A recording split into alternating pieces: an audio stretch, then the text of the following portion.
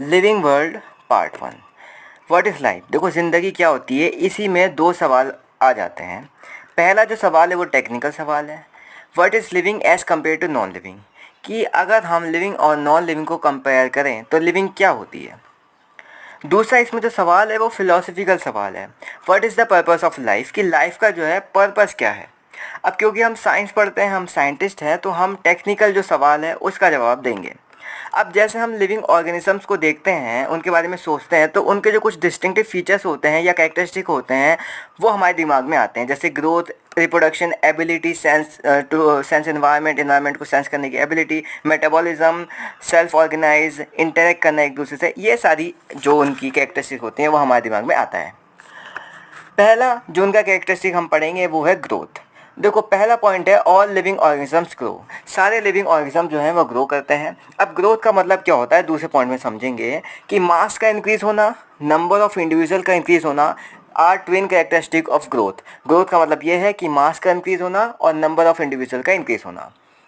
तीसरा पॉइंट देखो यहाँ पे कि मल्टीसेलुलर ऑर्गेनिज्म जो होता है वो ग्रो करता है सेल डिवीजन के द्वारा, और यूनिसेलुलर ऑर्गेनिज्म भी ग्रो करता है सेल डिवीजन के द्वारा, मतलब अपने नंबर को वो मल्टीप्लाई करते हैं सेल डिवीजन के द्वारा। पांचवा point, in majority of higher animals and plants growth and reproduction are mutually exclusive event. जो हायर एनिमल्स और प्लांट्स होते हैं, जैसे कि हायर एनिमल जैसे ह्यूमन बींग्स हो गए, टॉर्टोइस वगैरह, और प्लांट्स हो गए, उनके अंदर ग्रोथ और रिप्रोडक्शन जो है म्यूचुअली एक्सक्लूसिव इवेंट्स होते हैं, मतलब अलग अलग इवेंट्स होते हैं, रिप्रोडक्शन अलग, ग्रोथ अलग।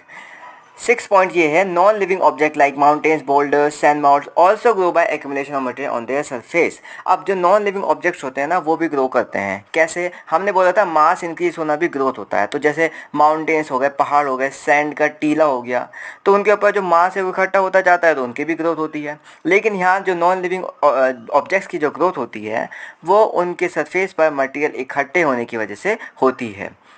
7वां point, in living organism growth is from inside. जो लिविंग ऑर्गेनिजम्स होते हैं उनके अंदर जो ग्रोथ होती है वो अंदर से होती है, उनका सेल डिवाइड करता है, उनकी ग्रोथ होती है।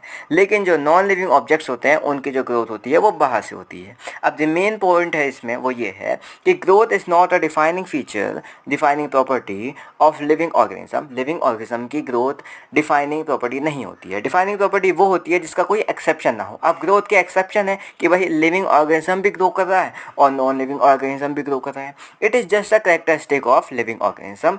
ये सिर्फ लिविंग ऑर्गेनिज्म की कैरेक्टरिस्टिक होती है, डिफाइनिंग फीचर या डिफाइनिंग प्रॉपर्टी नहीं है। ठीक है,